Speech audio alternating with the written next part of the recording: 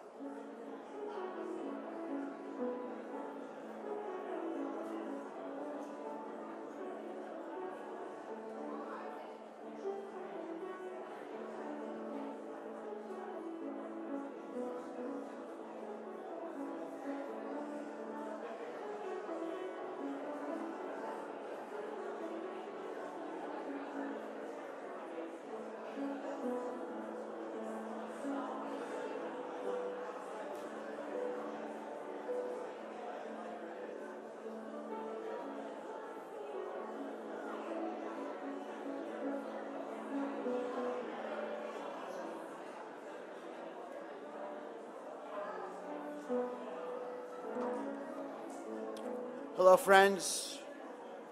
If everyone could please take a seat so that we may begin the service this morning, please. Thank you. If you could please take a seat. As a friendly reminder, if you have a cell phone, please put it on silent mode at this time. At this time, the immediate family will be doing the traditional rendering of the garments called Kriya. Today's service will be officiated by Rabbi Brent Gutmann and Cantor Susan Lewis-Friedman of Templebethzion.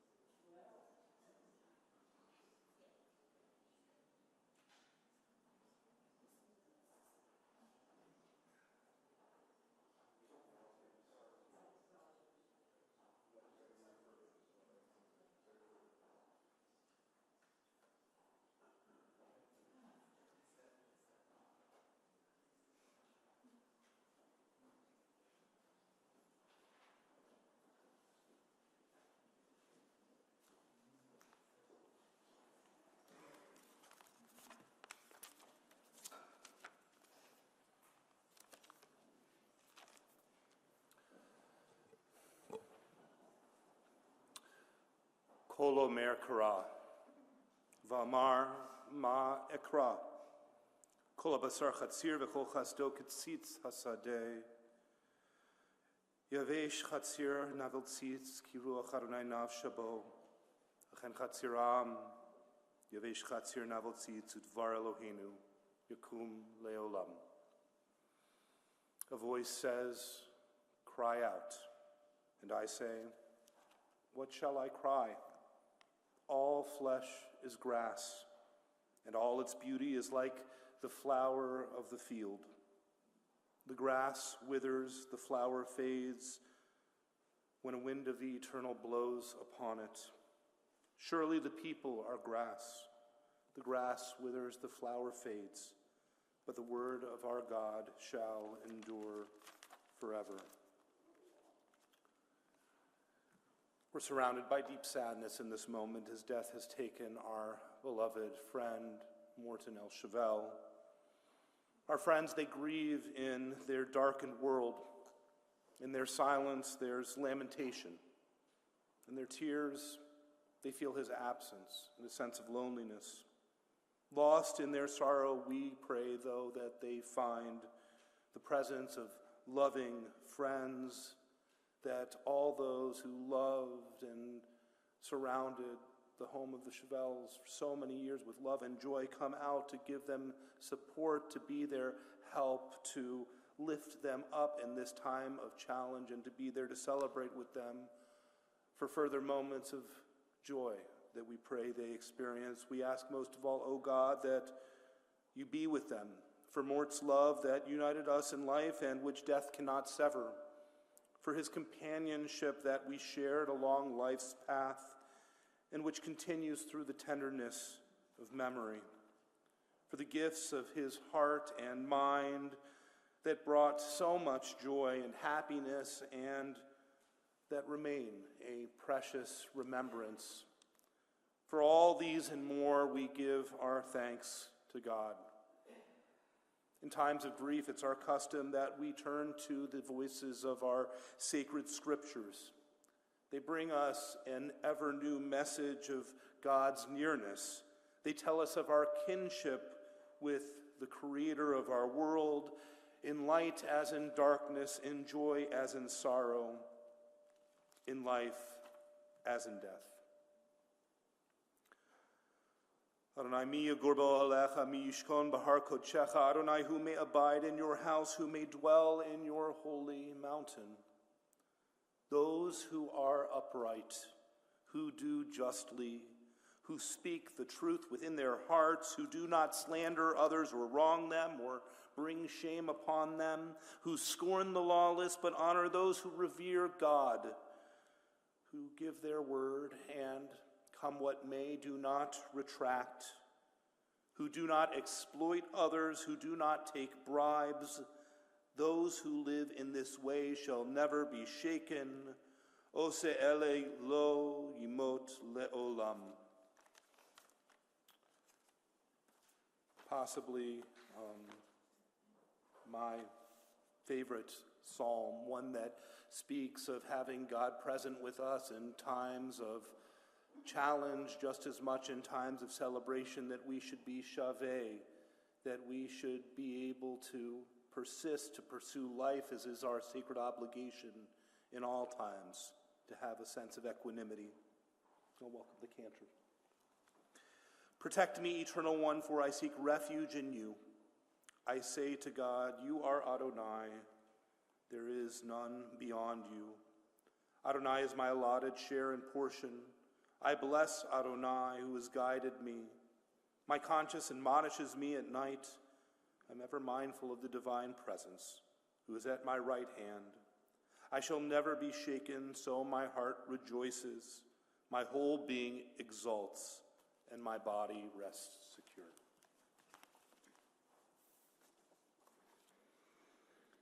Shiviti l'Adonai lenegdi tamid kim mini ba'emot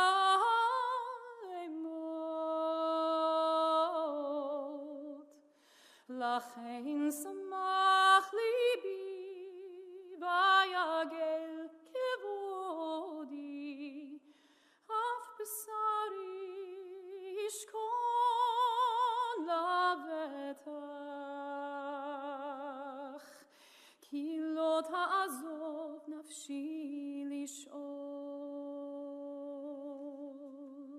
lo yitein chastecha lir'ot shachat todiein yorachayim sovas machot et banecha neimot b'mincha netzach.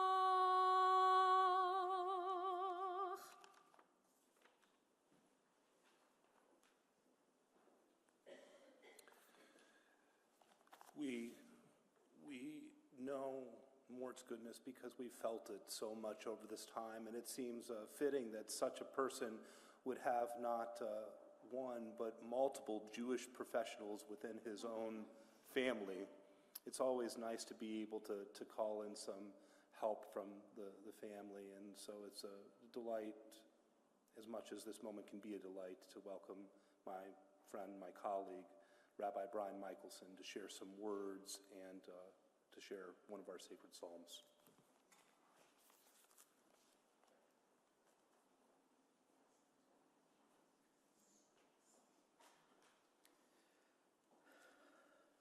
The advantage of being the family rabbi is you get to go first. So you may hear what I say repeated by others along the way, but I'll do my best not to try and steal their thunder. Every time I think of my Uncle Morty, I think of a big man. I think of it physically, but also a man whose personality filled whatever room he was in. His laughter is something I can still hear in my head. It filled a room and was usually contagious. He was gregarious, caring for people, and always willing to make a new friend. He had a way about him and the way he carried himself that most things in life just weren't worth getting upset over. Let's just carry on and do the best that we can do. I think he probably scarred me a little bit too as a child, because growing up, we used to do family Thanksgivings together, and he was always up first to get started on laying out breakfast for everybody. And if you can imagine what Thanksgiving was like, there was enough food to feed about 35, 40, 50 people for the 18 or 20 of us who were there. We started eating at about 3 o'clock in the afternoon, and we finished with the sandwiches maybe at midnight. But he was usually up bright and early getting ready to make breakfast. And he was comfortable with who he was, showing up in just his boxer shorts.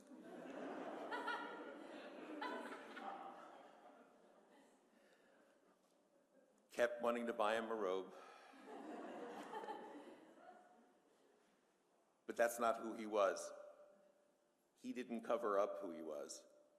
He wore who he was out on his sleeve and out when he met every single person. I know his blessing will be a memory, and I consider myself lucky to have had the opportunity, the privilege of knowing him.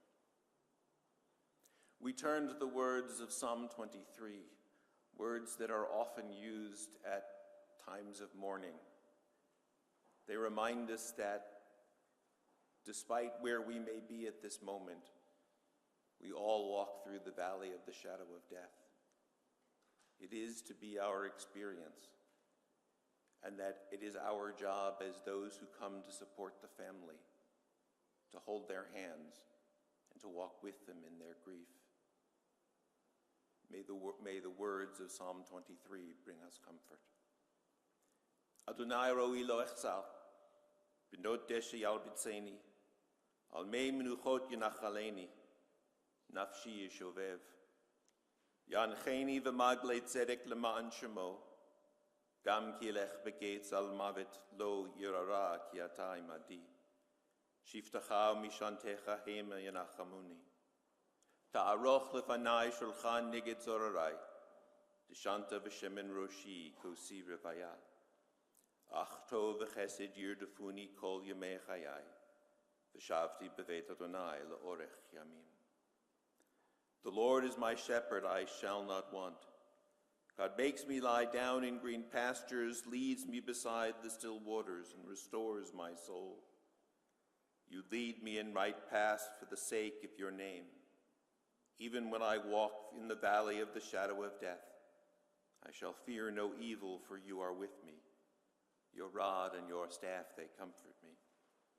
You have set a table before me in the presence of my enemies. You have anointed my head with oil, my cup overflows. Surely goodness and mercy shall follow me all the days of my life, and I shall dwell in the house of God forever.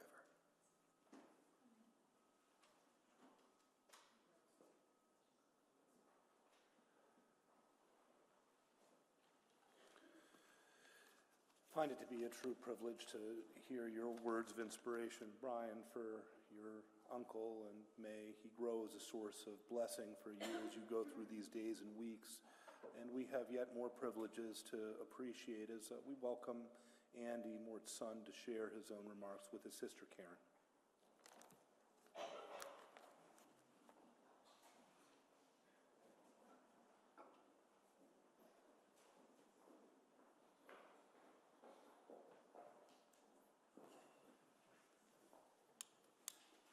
So I was going to speak extemporaneously, but I was encouraged to write it down. Our family is known to cry at commercials and Hallmark movies. We all know Mort Shaevel was a true mensch. He was an accomplished businessman, a devoted husband, father, son, uncle, cousin, grandfather, and friend. What some of you may not know is that Mort Shaevel is the best known to be as the inventor of the double stuff Oreo. When we share this fact, many think we're kidding, but the true story is that Dad, as a food scientist, was always amazed at how Karen and I would open the Oreo and eat the cream filling. So one Saturday, he decided to bring us a special treat. He made for us handmade Oreos in the lab. The Oreos he made for us weren't this big, they were this big. And boy, were they great. The next week, he pitched his big idea, and the rest is, well, Nabisco history.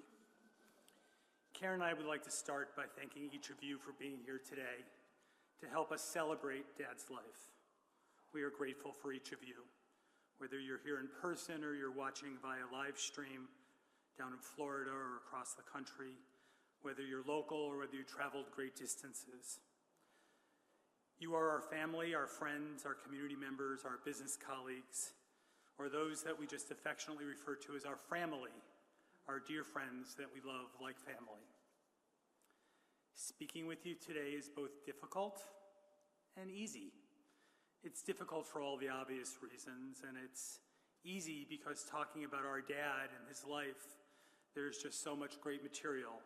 In fact, I had to cut this way down, so there's a lot of stories that I've missed. Last night we met with Rabbi Gutmann for 2.5 hours, and our family tried to play Let's Top Each Other on Mort Shaevel stories. It was cathartic and beautiful to watch the group remember Dad for the special person we all knew him to be. So if you'll indulge us, let us take you on a little bit of a retrospective on Mort Shaevel's life. Morton Leonard Shaevel, or Morty, was born June 7th of 1936 to Lee and Lou Shaevel of Boston, Massachusetts. Lee was born here in the U.S., but Lou was a first-generation immigrant from Russia, probably from a place that today we would likely call the Ukraine. The Shaevels lived in the heart of the Boston Jewish community, ironically at the intersection of Morton Street and Blue Hill Ave. When Morty was almost 5 years old, his parents brought home his new baby brother, William. Morty and Bill were the best of buddies from the get-go, despite what the neighbors might say about their fights from time to time. The Shaevel and Mikan clan was a very big group. Our Nana Lee had 4 sisters and 1 brother, and our Papa Louie had 5 brothers and 1 sister, and almost all of them lived in and around Boston. A strong concentration of Shaevels in just one place. It's a lot to take. So family events were always well attended and quite chaotic. Dad attended and graduated from Boston English High School, where he proudly wore his George Gershwin AZA jacket.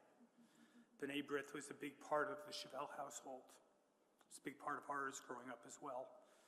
Growing up, Dad told me many stories about his AZA chapter.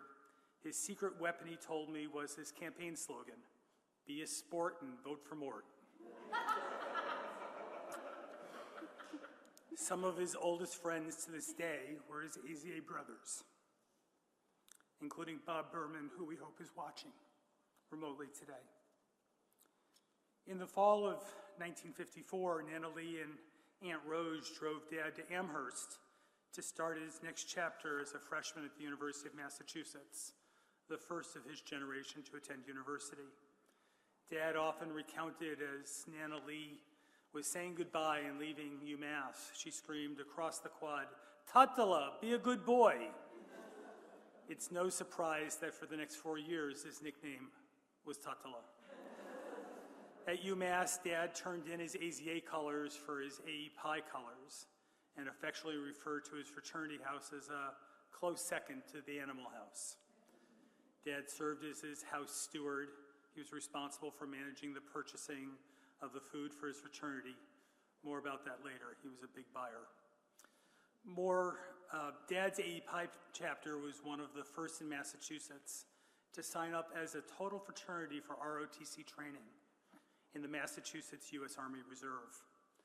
As part of that experience, the AE Pi brothers had to complete 2 weeks of boot camp every summer. Dad peeled a lot of potatoes in the KP until he was rescued by his cousin Morty Berenson almost every summer, who was conveniently a military policeman on charges that were always unknown. The two Mortys got into a lot of trouble together. Dad entered UMass with his mother's objective to become a dentist. Every Jewish mother wants their son to be a dentist or a doctor. He quickly realized he was afraid of blood and had no desire to spend his life working in other people's mouths. He told us he went to the Career Center one day, which advised him of a new program at UMass in food technology. He thought, well, I'm good at science, and I have experience helping my Uncle Mo at the butcher shop. I served as my fraternity steward, and I like food. So that's a great idea. The rest is food science history. After graduation, Dad was hired by what many of us know as the iconic Jewish food company, Manischewitz, as a newly minted food scientist. This was a perfect first job. It was a Jewish company. He understood the products, he understood the dietary laws, and best of all, they closed early on Friday in observance of the Sabbath. While at Manischewitz, he worked at putting matzo balls in cans, very innovative, and improving the Passover cake mixes that we all enjoy today. While at Manischewitz, a Boston friend called him and said, I want to fix you up with my girlfriend's college roommate. He said, sure. On Valentine's Day in 1960, Mort and Ellie had their first date. 16 months later, they were married at the Colony Beach Club in Long Island. Mom and Dad were the real deal. They were head over heels in love with one another. From Dad's point of view, Mom was absolutely perfect. They were married for almost 64 years, and his point of view never diminished. Together, Mom and Dad moved to New Jersey, and soon thereafter, Dad joined the National Biscuit Company. For the rest of us, that's known as Nabisco. Dad was assigned the cookie and cracker laboratory where he worked tirelessly on many fascinating projects. In 1964, I was born. In 1965, they bought their first home in Parsippany. And in 1967, Karen was born on Mom and Dad's wedding anniversary, spoiling their plans to see a Broadway show. Oops. Yep.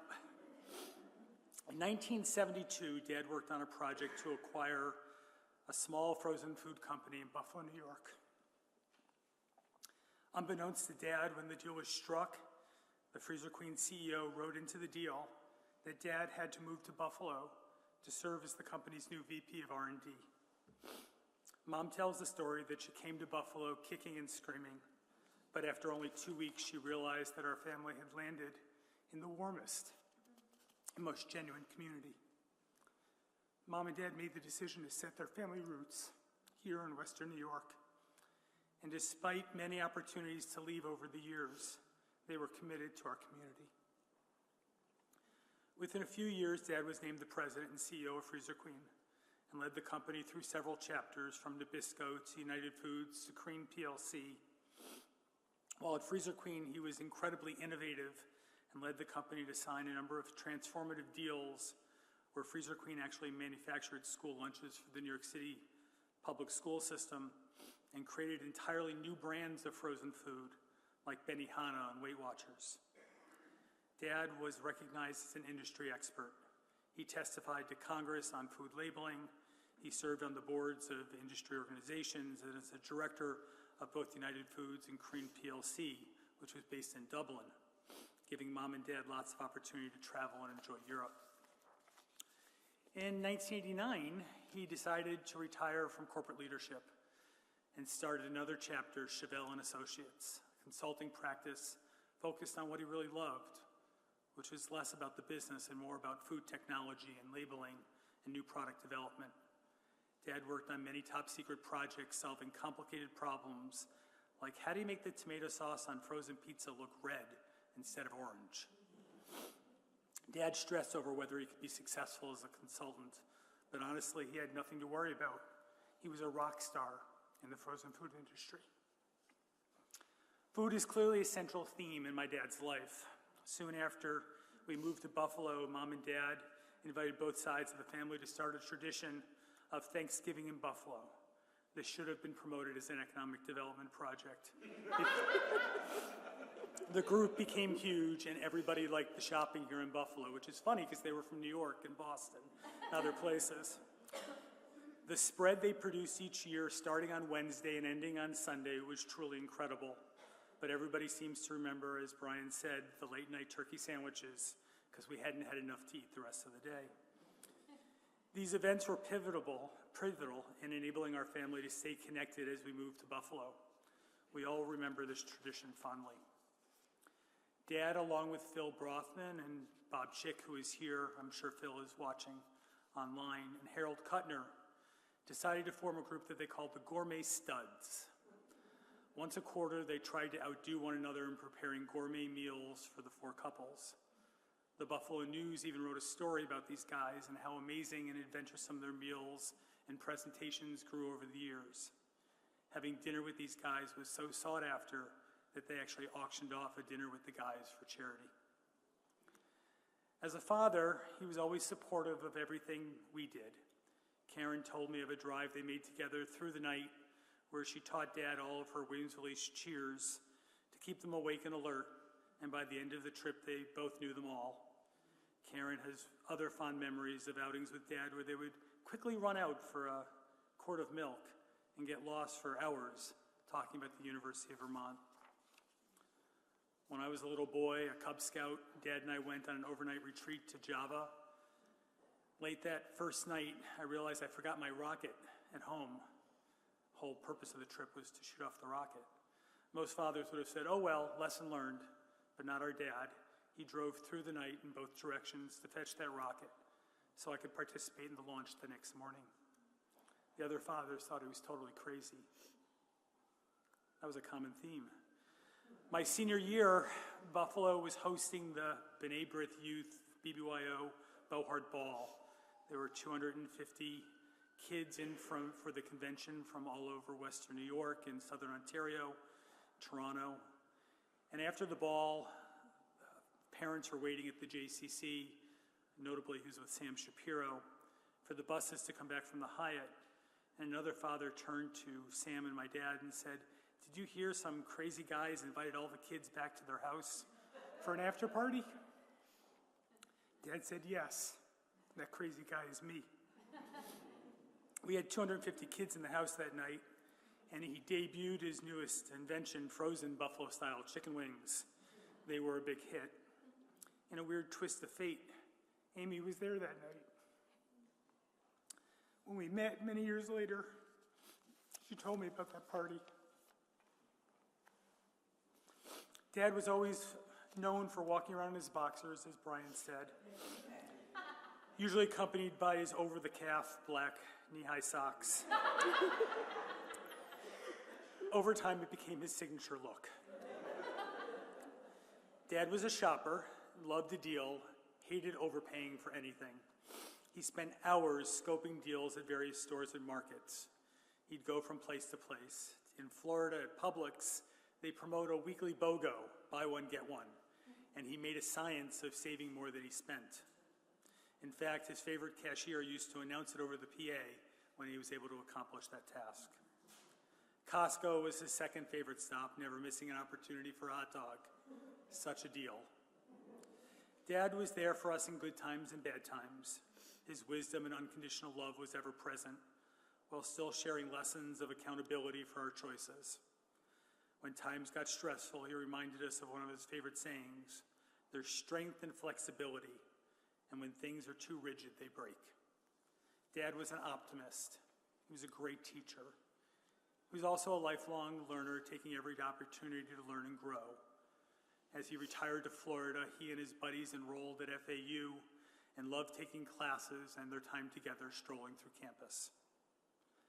As a philosopher, Dad was known to say, "Yesterday is history, tomorrow is mystery, today is a gift. That's why we call it the present." Dad believed every day was a gift. While his passing was a shock, he frequently told us, never take a single day for granted. He never wanted to be a burden, and in the end, he passed peacefully. He'll be missed by many, but none more by than our mom. He was always focused on family. Dad was a role model as a spouse. He was absolutely devoted to Mom and was the best caregiver over the last decade. Let us close with a thought shared by a friend just yesterday. Those we love never go away. They walk beside us every day, unseen, unheard, but always near, still loved, still missed, and very dear. We love you, Dad. Thank you for all you did, for all you taught us, and for all your enduring love, and for teaching us what a true mensch is really all about.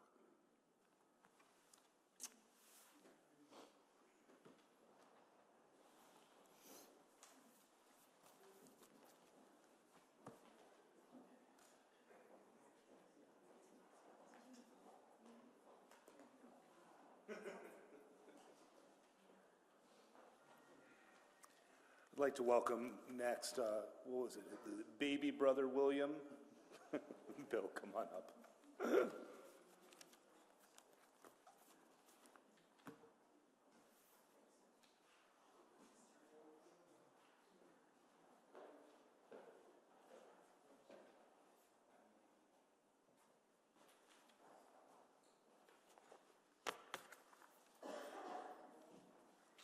Top of the morning, everybody.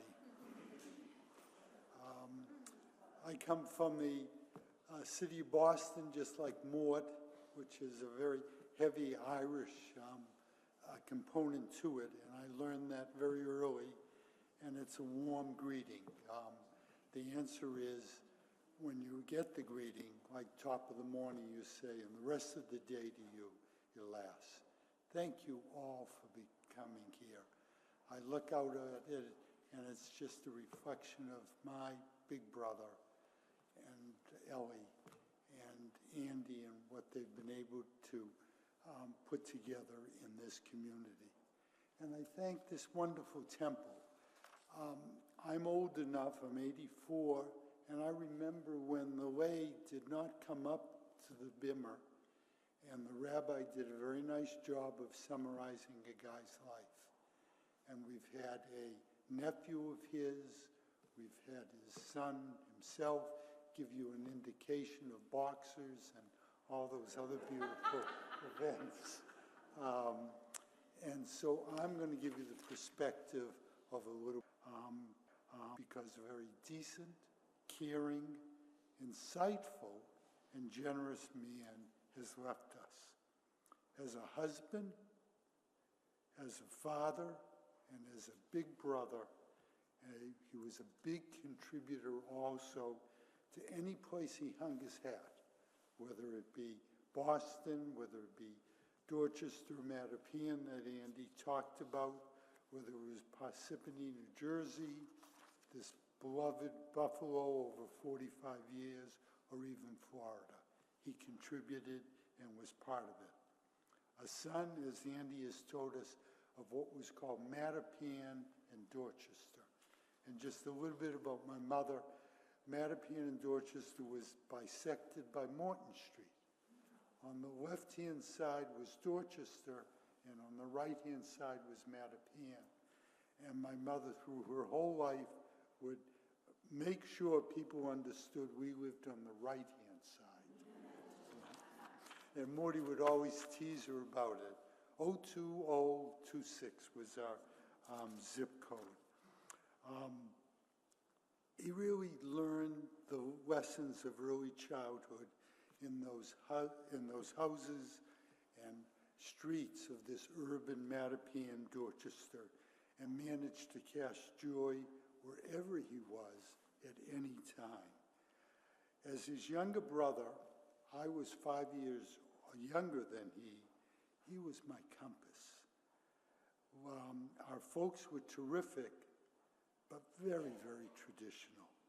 They lived through the Depression and World War II, and as a result were very protective, and at all times resistant to the kinds of fast-changing worlds that were all there. What Morty did for me was he broke all of those barriers. And so when I came along, I didn't have to argue for the car. I didn't have to argue for a license. I didn't have to argue to be able to go away to this University of Mass, which really was only 90 miles away, but really felt like we were missing the whole thing. He just made it easier for me by example, and just, it was a breeze because I didn't have to put up with any of that. And I understood that. However, without really fully understanding it, I found myself following in the path that he cleared. I joined that social service high school fraternity, George Gershwin. My folks had moved to the suburbs. So what did I do, Andy? I organized a chapter in Newton, Mass. Called Newton AZA because my brother had done it and I was going to follow his path. He left home for college and I was able to do the same. He worked hard in college to help himself pay for it, as well as do well at it. In fact, part of his love came from a summer job where he learned how to make hot dogs. Most of us would be crazed about what they put in our hot dogs. Morty reveled in the American food industry, creating this wonderful product. What he forgot to give me was his ability to fix things. He could fix and just accept the challenges, and sometimes my wife wanted to leave me for Mort because he was so. I forgive you for that, Lois. So memories are a gift, and I think Andy just painted the most beautiful picture. I'm just going to give you a couple more from the little brother viewpoint. I'm 12 years old. My friends are laughing about jokes, and I just don't get it. My brother, who I shared a bedroom with, comes in one night and I'm crying to him, I don't do it, people are making fun of me because of it. And he says, I think it's time to tell you about, I think he called it the birds and the bees, but I think it was the facts of life. And I remember sitting in the bed, marveled at what he was telling me. I'm not sure I fully understood it or that he got it right, but I got the message. The other was, and Andy, you'll appreciate it, Morty needed new tires on this classy, used, green Chevrolet Impala convertible. And money was a little bit tight. And so we went out when it was snowing and we would shovel walks. And I contributed all of my part to him, knowing that he had gotten enough money to put into the car. And it was just fond memories of shoveling and shoveling. And I carried that into my adulthood. My wife used to call me crazy because I wanted to get her through every blast of snow. Morty, of course, bought a snowblower, I think. Yeah, right, yeah.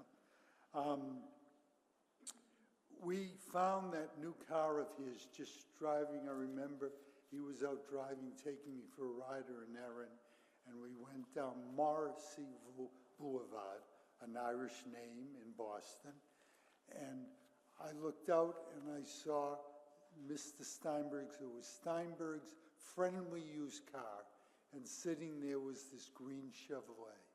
And I said, Mort, that's what you've been looking for.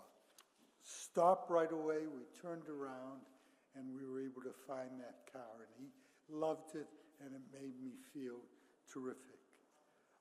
I went on to law school, and unfortunately, my first year was not exactly what we call academic success. And unfortunately, the administration understood it also. So I got this letter. I think Morty was already in Brooklyn, but he just seemed to show up at the right time. He came home that weekend, and for me, as anybody else who's had the ups and downs of the journey, I was just in despair. I mean, my life dream was gone, and so on and so forth. I won't go into the story why, but it was gone. Morty sat me down, and I still remember him saying, Billy, you can try again. You can just get up and just keep going. It will cure itself. The good part of the story is I went on and I practiced law successfully for 50 years in Boston. And I have more fingers and more toes than the times when I was dealing with people who really had crap thrown at them. And I used my brother's advice. You will get through this, as Rabbi was telling us over here in a very beautiful way. You will get through this. You can try again. That's the essence of life. And every time I said it, I would think of this guy in Buffalo, and it was just very affirming. The other is having taken his shoes on his wedding day, Ellie. We talk about it. I know you've forgiven me. It was hard, but you've forgiven me. I wanted to do something, and so I said to him, we were in Brooklyn at my aunt's house, and he was going out to Tony, Long Island. My sister-in-law is a daughter of Long Beach, Long Island, and we were always a little bit in awe of that, coming from Dorchester and Mattapian. So I said, Mort, let me shine your shoes. That's a very nurturing kind of thing. And he looked skeptical, but he allowed me to do it. It was a little bit crazy that morning. He left before I forgot the shoes. And I get there, and we were, about an hour before the ceremony. I think it was an hour and a half. And he says, where's my shoes? Oh my God. I think I used other phrases, but oh my God. And I didn't have them. Well, you would think he would holler, he would be upset or whatever. I won't share exactly how you figured it out, but I know this, he didn't walk barefoot down the aisle, and he never made me feel awful about it, until maybe 4 or 5 years later. The other thing about Mort, moving off to Brooklyn, we had an aunt in Flatbush, I think they called it. And the family we were, he had gotten this Manischewitz job, and she says, come stay, it's just Nochekent is the Yiddish. But, and so he did. He lived in Brooklyn, and he would commute to work. And he was, in a very short time, a son of Brooklyn. He didn't have the accent, but he just acted as if he was Brooklyn. And his favorite place in the world, Coney Island's. His favorite restaurant in the world. Has anybody heard of Nathan's? That was his. Walking, Andy has referred to it, but walking through Costco or a supermarket was just a wonderful experience. He marveled at what the choices were created by the food technologists of the American food industry. He would point this out, he would point that out to him. And what I came to understand was not that food was satisfying basic human needs.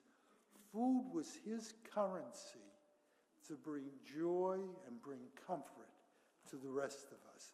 And as Andy talks about Thanksgiving, we used to go and visit him in Florida, and he would do these shoulder lamb chops, and it was just a joy to watch him, but watch his face, because he enjoyed the giving of it to it.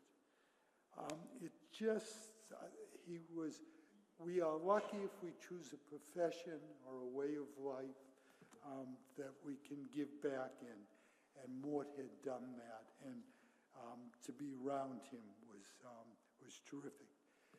So I often thought that, sure, he got a terrific job up in Buffalo. This community is warm. My wife and I just relish over the amount of friends. I mean, you go to Florida and they got 39 million people, and somehow the Buffalo people find each other. And the people who have called have come to the house. It's a tribute to Mort and Ellie, but it's a tribute to your community at the same time. But I think the thing that Mort prized the most, besides these wonderful human things, was that if I heard it once, I heard it 50 times. Buffalo invented the buffalo wings. So lastly, his family life, his pride and joy with these two wonderful kids, Karen and Andy. And what Mort did by example, not by preaching, not by shouting, but purely by example, was to convey into these two kids his value system. And both of them, I know you know this, are successful adults and have chosen careers that just do exactly what Mort preached, bringing joy and comfort. Andy's an important part of this wonderful community, and Karen in Maryland, Washington, D.C., as a nurse practitioner, just gives back to people every day of the week. Kids, you learn well, and you make your dad proud wherever he is. And lastly, I've got to say something about my sister-in-law. We've talked about the 64 years. We've talked about the love of his life. Ellie, they were a perfect fit as a couple. We've talked about many of the little manifestations and so on. But on a day-to-day basis, I watched it, I marveled at it, I envied it at times. They were just the perfect fit. They supported each other, but they allowed each other to develop. Ellie, it was beautiful. It was and an example to really the rest of us. I can remember, Ellie, you coming to Boston. We talked about coming, to visit your folks. My dad was a wonderful guy, but he was a little more formal. And if I admit it, he was a little bit tough on all of us, especially the first time. So this sophisticated woman from Long Beach, Long Island comes to visit us. We're all a little bit nervous. And in 5 minutes, she's essentially got him eating out of her hand. And Ellie, you could say things to him that none of us could say. And he would take it from you, kind of stuff.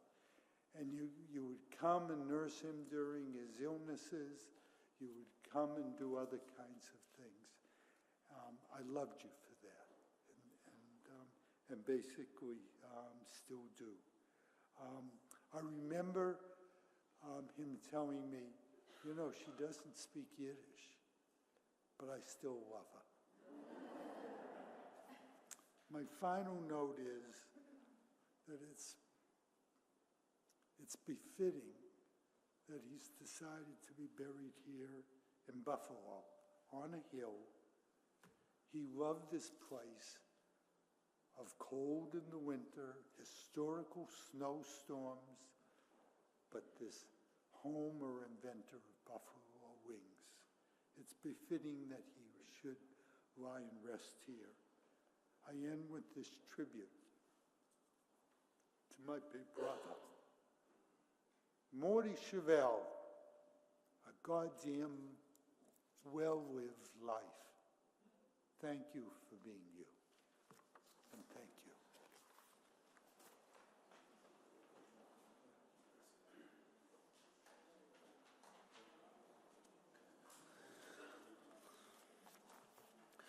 I'd like to welcome Morty's, one of his prizes, his grandchildren, Louis, Benjamin, and Amanda, to come up and share a couple words.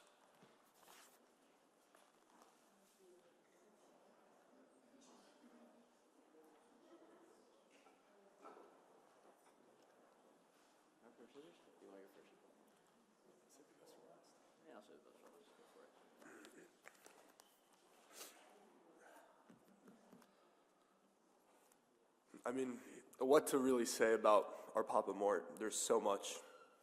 To me and to all of us, Papa was truly a beacon of love, of happiness, of positivity. If I close my eyes and I think of my Papa Mort, I can't imagine a moment or a memory without him having the biggest smile on his face. No matter if it was happy times or sad times, if he picked me up from school and I had a bad day, if I lost a hockey game, if I won a hockey game, he always came up to me with a smile on his face and told him how proud he was of me, how proud he was of our family, how proud he was of all of us as grandkids. He always was the biggest person to show love and appreciation, especially for the three of us. Even just up to last week, his practice would be when any of the grandkids would walk into the kitchen, no matter what he was doing, he was watching TV, he was on the phone doing his crossword puzzles in the newspaper, he always stopped whatever he was doing, turned around his chair, got up with the biggest smile on his face and said, "Louis, Ben, Amanda," and stopped whatever he was doing to come up and just give us the biggest hug. And the best part was, if one of us left and went to the grocery store and came back 15 minutes later, he would stop what he was doing again and do the same thing and come up with a hug and a kiss with the same amount of love and affection and joy for all of us. As I got older, I really learned how much stuff Papa did, growing up and living, and how much he lived and how much he experienced. And he really was one of the best listeners I ever knew. He always asked questions. He always remembered what the three of us were up to. But even more so, he always had the greatest story to follow up. I can remember sitting in my dorm freshman year complaining to Papa about writing a huge, paper on hydroelectricity, and Papa spends the next 2 hours telling me how he did some stuff with, Niagara Falls hydroelectricity, which I never even knew he did. Or I'm telling him, I'm excited to go to a concert, and next thing I know, the person I'm going to see, he worked with, the DJ's father and invented Benihana frozen food. And whenever he told these stories, he told them in a way in which you were almost transported back to where he was. Just last week when I saw Papa, he was telling me about a prank he pulled at Nabisco in which he switched grape jelly for strawberry jelly in some sort of cookie or biscuit. And the smile he had on his face and the laughter that he had, even though this story took place, so long ago, it really made me feel that I was right there with him. And last but not least, when I think of my Papa, our Papa, I just think of someone who's selfless and truly caring for everyone, for Nana, for, Dad and Auntie Karen, for all of us, for the rest of the family, anyone he cared about, whether it was making sure we had enough to eat, making sure the right TV channel was on, making sure whatever we needed was there, and always putting everyone else above him first. So lucky, so blessed to call Papa my Papa. So proud because of him to call myself a Shaevel. And I'll miss you, but be forever grateful to have you. I don't want to repeat everything that was said. I think everybody covered most things as well as they could have for current times, but I got two great stories. First one is not actually mine, it's from my lovely mother and uncle. When they were kids, obviously we're in Buffalo, it snows unbelievably here, I don't know how you guys do it. But they once had a snowdrift about 6 feet go up the side of the house because of when the wind was running, or direction it was going, and it blew up a ramp into the second-story office bedroom of the house.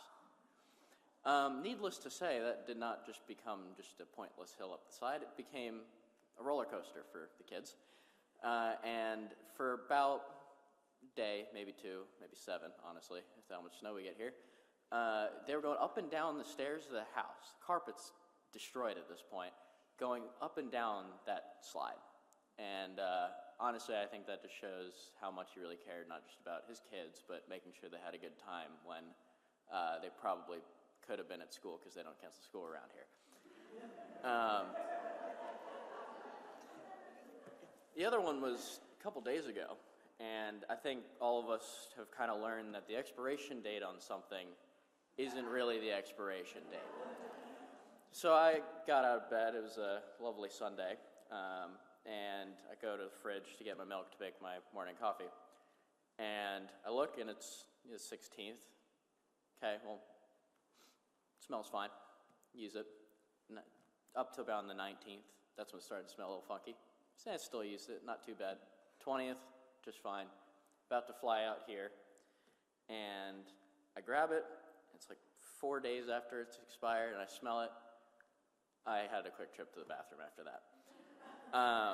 And then threw it out, and honestly, probably the biggest memory that I'll have is strength and flexibility and the ability to adapt and overcome, whether it's having a nice sports car on the side of the road with a dead engine block in the middle of nowhere, Indiana.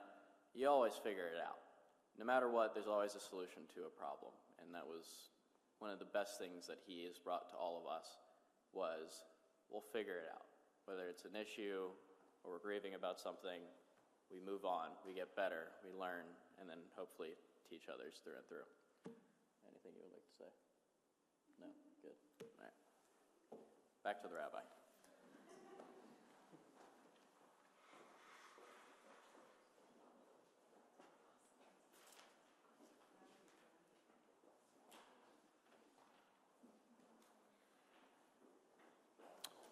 I'm so grateful for the opportunity that we've had to hear all of your words and to see your faces standing here. So proud of your papa, your brother, your dad. And although I only had the opportunity to talk a couple times on the phone and to meet Mort once in person since I got here in Buffalo, the chance of speaking with you and hearing from you this morning really affirmed everything that I experienced from him. I was reminded last night of several exhortations on personal conduct that come from our tradition, teachings such as judge every person to the side of merit and greet everybody, as we just heard he did constantly, with a warm, cheerful, pleasant countenance. They included exhortations towards humility, such as, let the honor of your friend be as dear to you as your own, and do not be easily provoked to anger. And I could really go on and on and on about this, although I won't, because I know that it's been a while here in the Sisterhood Chapel. But I could do this because Mort was the epitome of decency. One could always count on Mort to be the utmost partner, a friend, someone who is non-judgmental, there to offer even in a moment where you might have messed something up, to give words of encouragement. Someone who loved to have family over, but not only that, his kids' friends, as we heard, to feed them, using the skills that he developed over his days from when he first went to work for his uncle in his butcher shop to when he entered this field that was nascent at the time of becoming a food scientist. But what he loved, as Bill, you said, was that food connected him to people. He loved to do all of the things he loved to do truthfully because they connected him with people. When he went on cruises, the best part about each cruise was that he was there with his family. When he listened to music, the best part about the music he appreciated was that he shared that love, that passion, something that he developed through his relationship through your mom, Eleanor, through his mother-in-law. He loved food because it was what had allowed him to use his wizardry to dazzle those he loved, and he was truly the nicest guy, always cheerful. He was also devoted to his friends, to those that he met with, what was it, old men dining together? I forget the acronym. The Romeos, that's right. And as well, all of the times that he came out to be part of the community. I know that he spent many years on the board of Weinberg campus here locally, and that his sagacity, his wisdom was helpful in more ways than one in helping with food service at that facility. Most of all, though, he was devoted to his family. Eleanor, from that first blind date that you went out with him while still a student at Lesley College, who could have imagined that you would spend nearly 64 years together with Mort? He simply loved you. You were the perfect couple. You shared with me last night, you said that he was impossible to fight with. You just simply couldn't do it because he never got angry. He saw getting angry, in your words, as a waste of time, and it's very difficult to fight with someone who refuses to fight back. And so you learned very quickly to even out your own temperament. He made you a better person. Evident in the kind of person he was, you loved him from day one. So did your brother, who was also a student at UMass. They became quickly friends. He built a deep relationship with everyone in your family, and you merged quickly. He became as devoted to your parents as he was to his own, and they loved him like their own son. Mort's children, his niece and nephew, and their children, and especially his grandchildren, they were all the icing on the cake for him. He loved his family. At the core of Mort's soul, we talked about this a bit last night, he was a scientist. You noted that he becoming the president of Freezer Queen was even more unlikely because of that scientific backing. And it came out that you'd ask him a simple question, even a yes or no question, and you'd get an answer that was a length comparable to something that went through peer review. Often these answers related to cooking questions, why does this can of tomatoes smell rotten? Or, as we just heard from Ben, can I drink the milk that's past its sell-by date? Or Roseanne, you shared how you didn't inherit his prowess for food, but that once after making a cake that collapsed, he gave you a lengthy answer discussing the quality of the materials you used and the assemblage before finally concluding that the culprit was structural failure. And so too, those who ventured into the qualities of what makes certain food organic will have to recount all of the important premises that define and differentiate organic from ecodynamic, or I'm not going to get into that now because it would be too long if I gave it justice according to Mort. It was these kinds of qualities, though, that propelled Mort to his moment of fame, testifying before Congress as the FDA was creating standards for nutritional labels.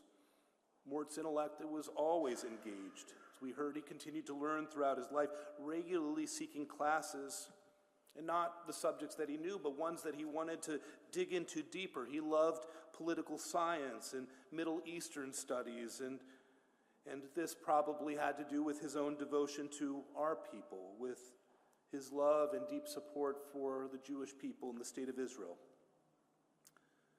Mort, in his brilliance, He was able to see straight through tensions that sometimes put people at odds. With Mort's special mix of analytics and people skills, he knew how to relate to people as few others did. He somehow combined the traits of being both a Pollyanna and a pragmatist, which to many of us would seem like an oxymoron, but not to Mort. Mort knew how to work with people. This enabled him to host all those epic Thanksgiving dinners.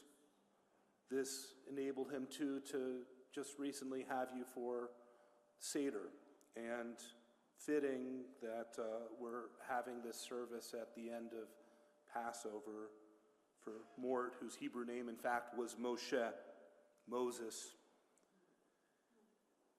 This, for him, was another holiday based around people. Ask Mort the secret to dealing with people, and you'd hear the aphorism that's been shared now twice. I'm going to say it a third time, that there is strength in flexibility, and that things that are too rigid break. And in stating this, he was, in fact, as wise as any rabbi.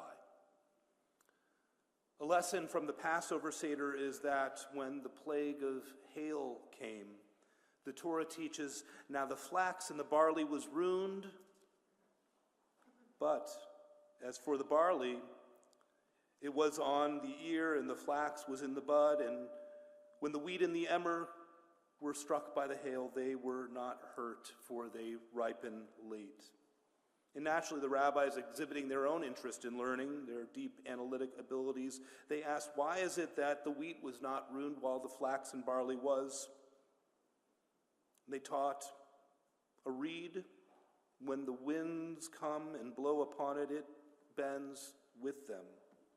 When the winds are still, the reed stands right up, straight in its place again. And the end of the reed, its good fortune is that it becomes the pen that writes the Torah. The psalmist, too, saw flexibility as an indicator of wisdom. They sang, this is my servant whom I uphold, my chosen one in whom I delight. I put my spirit upon him, and he shall teach the true way of the nations.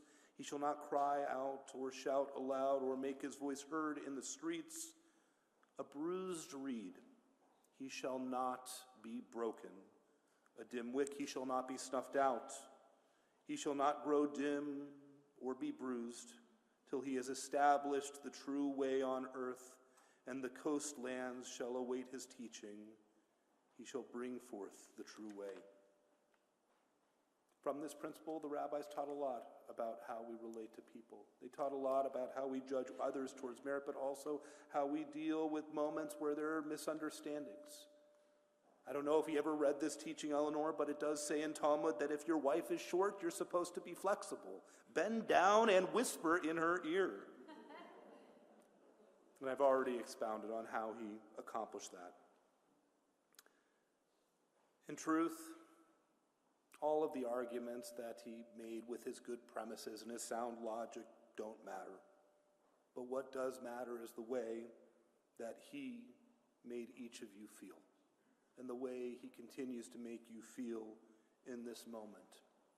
It's my prayer that Mort's memory stays with you forever, as a comfort, as encouragement, as a way to help you steady yourself when you feel yourself stumbling.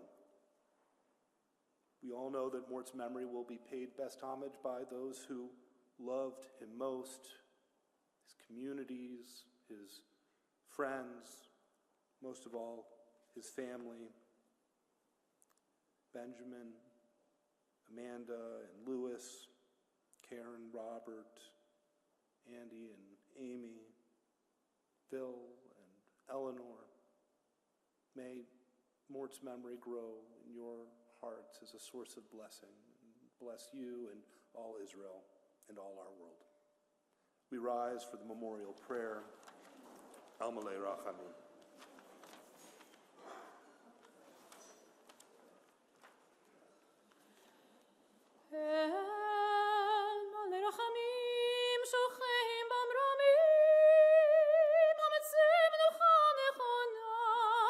תחת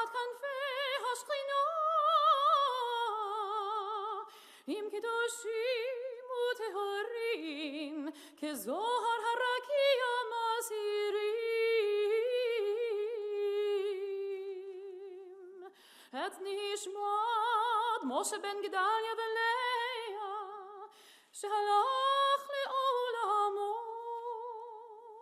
בעל הרחמים, יסתירהו בסתר כנפיו לעולמים, ויצרור בצרור החיים את נשמתו. אדוני הוא נחלתו, וינוח בשלום על משכבו, ונאמר אמן. Compassionate God, eternal Spirit of the universe, grant perfect rest in your sheltering presence to Morton L. Shaevel, who has entered eternity, known among our people as Moshe, the son of Gedaliah and Leah. O God of mercy, let him find refuge in your eternal presence, and let his soul be bound up in the bond of everlasting life. God is his inheritance. May he rest in peace. And let us say, Amen.